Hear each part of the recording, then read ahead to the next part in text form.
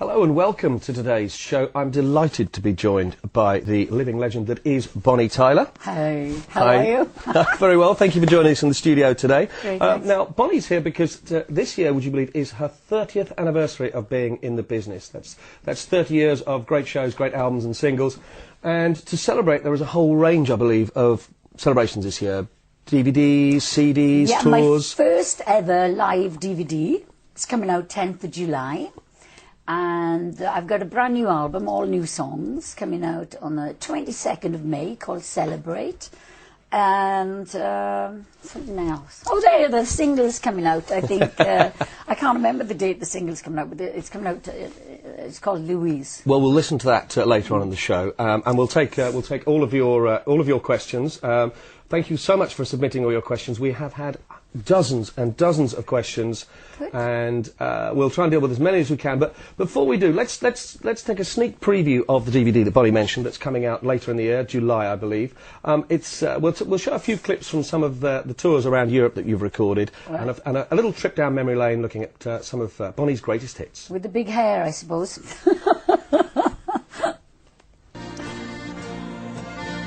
I was lost in the ground. I need a hero, holding out for a hero till the end of the night. But he's gotta be strong. Well, just a few of the fantastic hits from Bonnie's back catalogue. That tour, I mean, how many places were you playing? Some massive crowds. Yeah, we all around really. There's some of Saragossa in there from Spain. But basically there's only a couple of places on the DVD. The Cigale in Paris, which was actually my birthday. It just happened to fall on the same day. There's some clips of everyone coming out and giving you presents and cakes. Yeah, they brought this huge cake on the stage as well, and this lovely little chocolate cake somebody actually brought from the audience, you know. And yeah, it's good. They've added a few things that I didn't know were going to be on the DVD. Mind the things like going shopping in Tunisia and eating and drinking and basically making a fool of myself, I think. But it really gives you a real... It's my first one ever, you know, my first DVD ever. So, you know, the fans have been asking for a DVD for a long time, you know.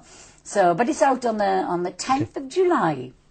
Well, talking about the fans, I mean, tell you, you've still got fantastic attendances at gigs. The number of questions we've got coming in the chat, and we will get round to your questions very shortly, I do promise you. Yeah. It's fantastic. What do you put it down to? My fans are great. They're very loyal, right? But I have new ones, you know, as well, you know. Since, like, last year, I was just over a year ago, I was #1 for 12 weeks continually in France, right? Had a #1 for 12 weeks. And the audience are, like, young to all ages, you know. So my audience are right across the board, but they've stuck with me, you know. My fans are brilliant, and they've grown up and they've got children, and they come as well, you know. Well, not only they stuck you, they're here today, and quite a lot of you out there. Great, thank you. So very quickly, we're going to try in the next 20 minutes or so to get through as many as we can, answer as many questions. Come on then, fire away. The way to take part, if you want to answer questions, in the box below the video on which you're watching this now is a small text box. Please tell us who you are and where you're from, because I know we've got many of you from around Europe and from further afield. Quick question, we'll try and get through as many as we can. Let's start off with Wendy. Wendy wants to know, what's kept you in music for the past 30 years? Do you ever think, I'm tired of this, I feel like doing something different? Because I really love what I do, you know. I suppose the difference for me was when I started singing, when I was 17 and a half, I was singing for 7 years before I had my first opportunity of ever going into a recording studio, you know. So I had 7 years, you know, going around the clubs on the road with my band and everything like that. But I wanted to be a singer. I didn't want to be famous, you know. I never even dreamt I could be famous, you know. I wanted to be a singer in a band. So, and I was having my dream, you know, by working with a local band. But I had the opportunity by chance, because someone came from Chapel Music in London, Roger Bell, came into a club where I was working, because there was 2 bands. There was one band upstairs, one band downstairs, and he'd come particularly to listen to Vic Oakley singing upstairs, right? Whatever happened to Vic Oakley? He came in on the wrong floor and he heard me singing. So, you know, how lucky could you be, you know? So I got the opportunity to go to London. But I you know, I first and foremost wanted to be a singer, not just to be famous. But that was the icing on the cake then, you know. Well, excellent. Well, I hope that's answered your question, Wendy. Amy joins us. I'm going to try and get through as many as we can. Amy wants to know, with Bonnie Tyler not being your real name, why did you decide to change your name when you started, and where did it come from? I've also heard that you also went under the name Shireen Davis. Yeah, I know. Anyway. They find these things out, the fans, don't they? I know. But, well, my real name, is Gaynor Hopkins, right? Gaynor Hopkins. Well, Mary Hopkins was very, very popular, you know, like for the young ones that don't remember Mary. So, those were the days, my friend. You know, that Paul McCartney, and it's an old Russian folk song as well, actually. Is it? So, she was Hopkins, and she lived just up the road from me, you know. So I thought, well, I better change my name, you know. And I didn't never really like Gaynor when I was a little girl, you know. So I decided, now's my chance to change it, you know. But, silly me, I changed it to my first little niece's name, which was Shireen. So, and then I changed my last name to my favourite auntie's name, Davis. Shireen Davis. Do me a favour, that's not a very good name. But when I recorded Lost in France, and It's a Heartache then, Ronnie, when I met Ronnie Scott and Steve Wolfe anyway, they said, how do you feel about changing your name? You sound more like a belly dancer than a singer. You know? I said, yeah, right. So I just got a newspaper, right? And I made a note of all the Christian names in one line and all the surnames in another one. And I matched them up until I came up with a sound that I liked, you know, Bonnie Tyler. So that's how it came around. Well, there you go, Amy. There's your answer to that one. Tracy's joined us. Thanks for joining us, Tracy. And she wants to know, one thing that always comes across with Welsh musicians is that they're always very proud of their roots and associations with Wales. Is this something that you also feel? I'm not so patriotic as everybody. I know there's a lot of people, they are very, very patriotic. And of course I love going back to Wales because my family are there, you know. I've got 3 sisters, 2 brothers, 16 nieces and nephews, and a beautiful home overlooking the sea, you know. But it's great, but do you know, I live in Portugal most of the time. I live in the Algarve. And so I commute so much to Europe because so much of my work is not in this country, that it's easier for me to commute from Portugal, believe it or not, you know. And I love it, you know. And I have a beautiful boat over there in Villamora, which I spend my days off on, you know. It's just great. You've never lost the Welsh accent. Oh, me?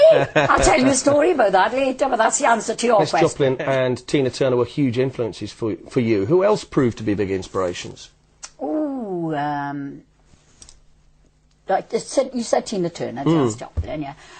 Joe Cocker, Wilson Pickett. I loved all kind of, you know, I loved all kinds of music because in our house, you know, because there's so many kids, there was all kinds of music. Like my brother was into Elvis Presley, Eddie Cochran, and, you know, my sister was into Frank Sinatra. My mother was an opera fanatic, right? Wonderful voice, my mother. I could hear my mother singing from down the bottom of the road when I used to come home from school, you know. She'd be doing the house cleaning, you know, singing her head off, you know, getting rid of all her troubles by singing, you know what I mean? People used to stand outside the house just to listen to her sing because she was so fantastic, you know. Oh, she had a marvellous voice. Anyway, But those singers you've listed all sang with passion. The Joe Cockers, really from the soul, from the heart, didn't they? Yeah, but I'll tell you what I really like at the moment is, oh,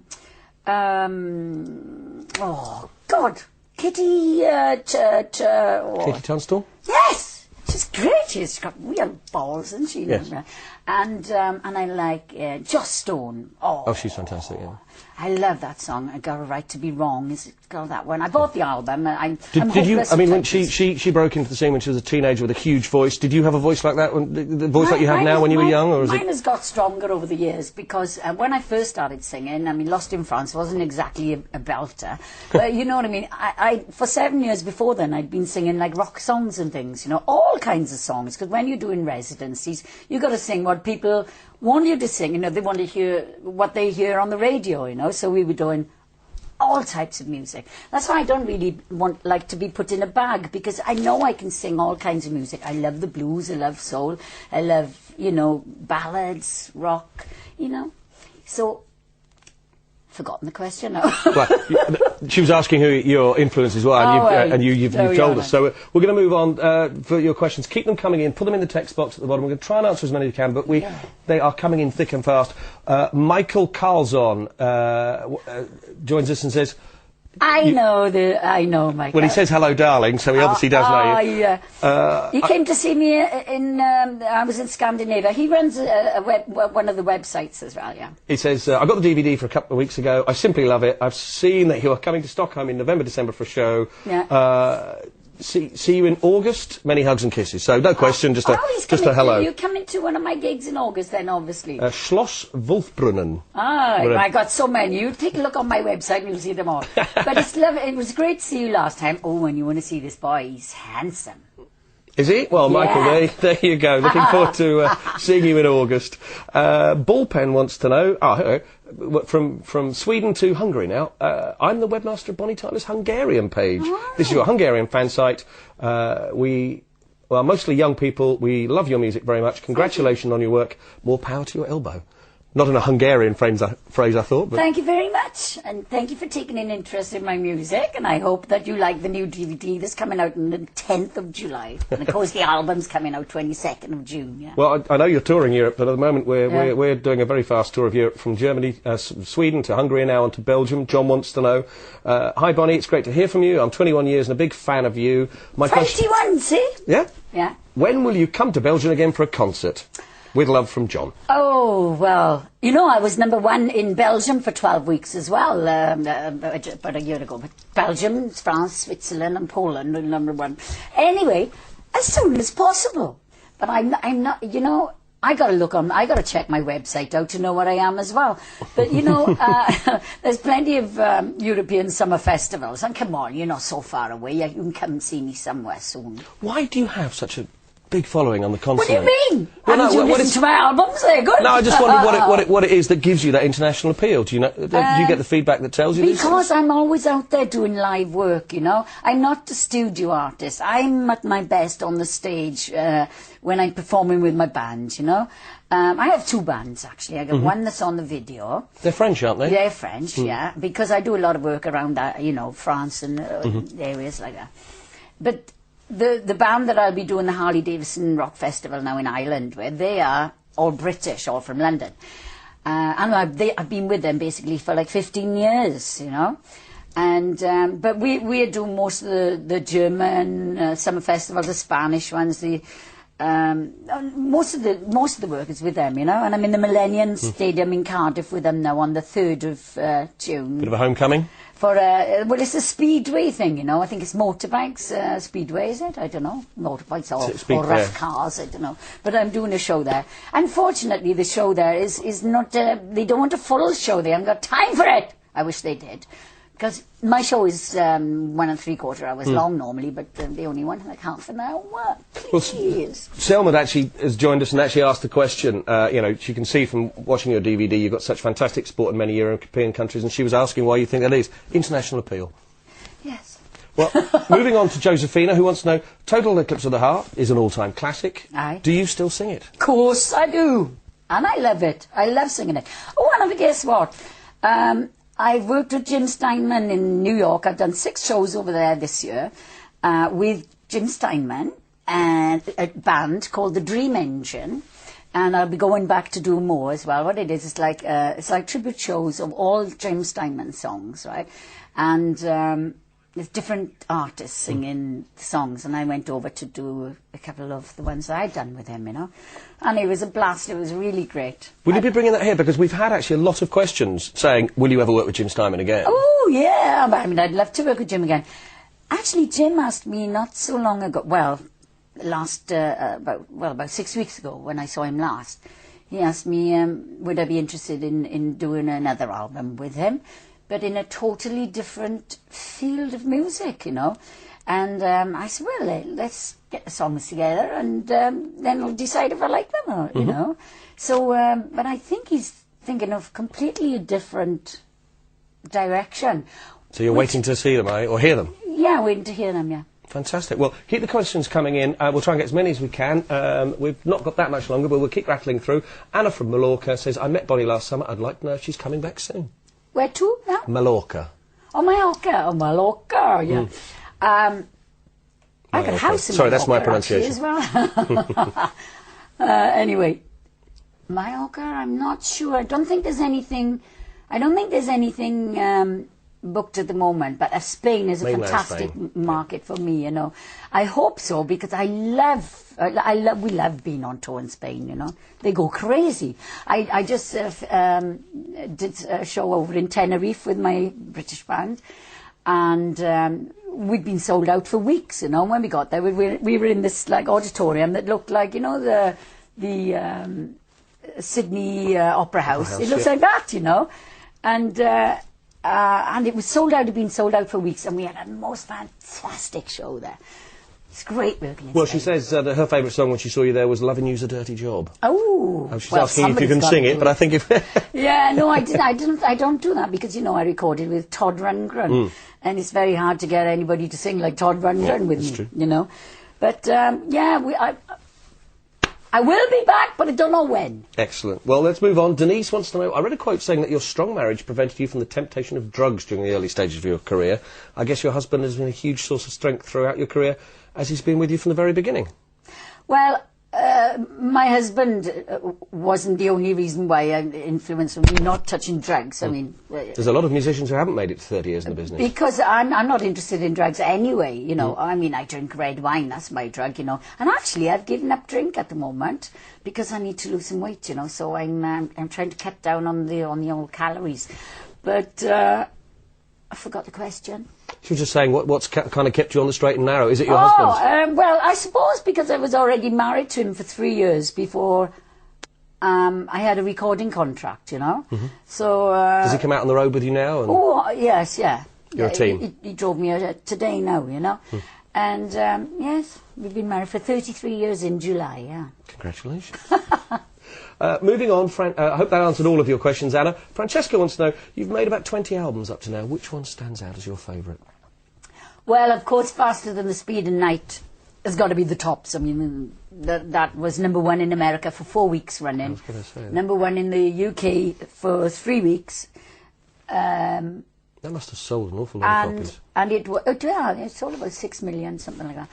And I was the first girl to go straight in the British album charts at #1, and so that means I'm in the Book of Records for doing that. Somebody else has done it since. I think it was Kate Bush. But I was the first, and I knocked Pink Floyd off #1. We've got about 5 minutes left on the chat. There's another one that I really like as well, though. Sorry. Hide Your Heart is an old album that I did. When was that released? But I recorded it in Woodstock in America with Desmond Child, okay? And that album, it sold over the years, you know, it's always ticked over. But to me, that was one of the best albums I ever did. Apart from, of course, Celebrate, which is my new album coming out on the 22nd of June. Which we're going to talk about very briefly in a minute. We've only got a few minutes left, and we do want to we want to see the new single before we play out. Oh, so yeah. A couple of very quick questions. I'm sorry to interrupt. We're going to try and rattle through as many. Julia from Bonn in Germany has just joined us. Been a fan for over half my life. You've always inspired, encouraged with your music. I just wanted to say the chance to say thank you. And I'd like to know, with whom could you imagine yourself doing a duet in the near future, and is anything planned? Well, Julia, can you sing? No. Who do I imagine doing a duet with? Well, I don't really know. I have been thinking about that Katie Tunstall, you know, but she's, you know, like she's a new flyer now, like, so that probably won't happen. But That would make an interesting collaboration, but I wouldn't think it could be good. I have got a duet, actually, on this album, the album Celebrate.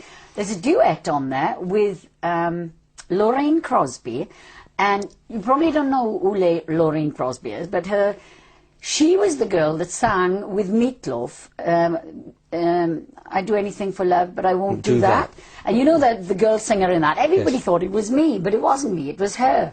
And we're big mates anyway, you know.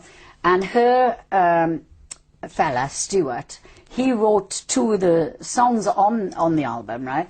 And I do one of them as a duet with her. But he wrote that song actually about us, about me and Lorraine, you know, how we met and how friendly we became, you know. And it's a lovely story, you know, that song. And how many of the songs on the album? You've got a variety of contributors to it, or There are two with Stuart Emerson that wrote completely. He wrote them on his own. And then all the other ones I co-wrote with Paul Fitzgerald and with Karen Drotter and Sergio and Eric, you know, and different songs, you know. And you like the collaborative approach to writing songs? Yes. Very, very, you know, because I only do lyrics, you know. I'm no good at music. Well, I'm no good at either. So let's move back. Last couple of questions before we look at the new single. Regina Sweek wants to know, what kind of fans do you think you have? Do you have young fans as well, or do you only have fans that have been with you since Total Eclipse? I think we spoke about that earlier, didn't we? Absolutely, across the board. Really across the board. But you know what? If you ever came to any of my concerts, you'd be amazed how many guys like the camera guy now, you're only in your 20s, I bet, yeah?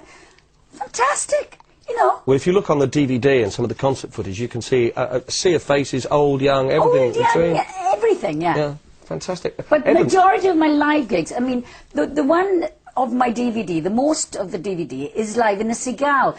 And to be honest, that is not the best of settings for a live DVD because it's a sit-down gig, you know, it's like a small theatre. Whereas I like the stand-up gigs, like the last few... There is one clip on there of you going, come on everybody out. Yeah, but the last few... the other tracks on after the Seagull, they've put on Saragossa from Spain, and, you know, there's thousands of people in the audience then. Of course, it's a normal concert where they're all standing up, and that's the real vibe, you know. That's the concert to me, you know. Fantastic. Well, from France to Spain and now on to Norway, where Evan has just joined us. And Evan says, Bonnie, I just love you. How did your family take it when you became rich and famous?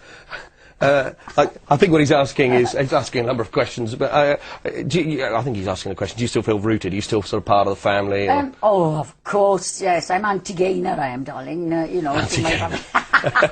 Yeah, no, you know, I've only been home for a few days now, right? Because I came back from Portugal last week and to do some interviews, and I've been doing interviews in the last few days. And, but of course, when you're not in the country very much and you're home, you try to get to see all the family, you know, so it's like a voter. Oh, my sister Avis, my sister Marlene, my brother Lynn, my brother Paul, Angela. You get everybody in there and you try and see as many of the nieces and nephews as you can, you know.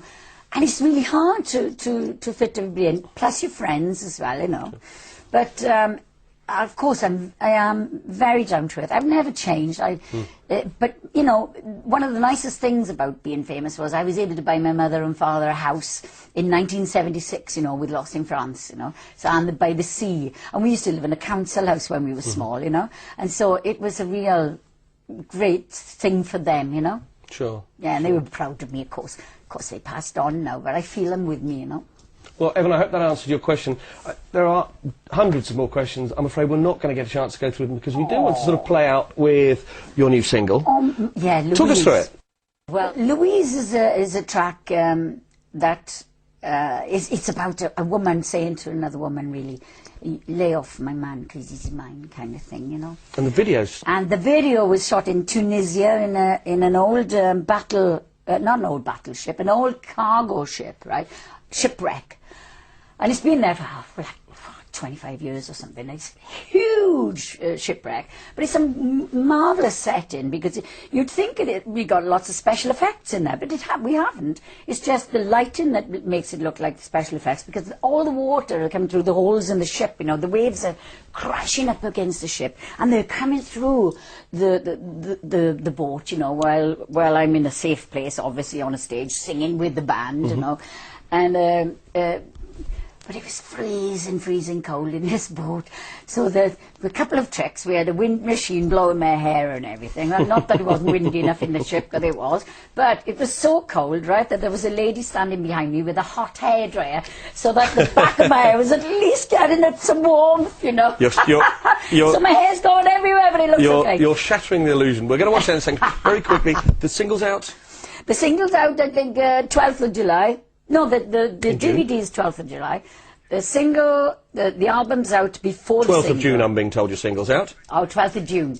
22nd of May, my album's coming out. Fantastic. And it's called Celebrate. Well, Bonnie, thank you very much for joining us. Thank Great. you, everyone out Thank there, you, for joining everybody, and thank you for sticking with me. us. Brilliant. And we'll play out with Louise. Great.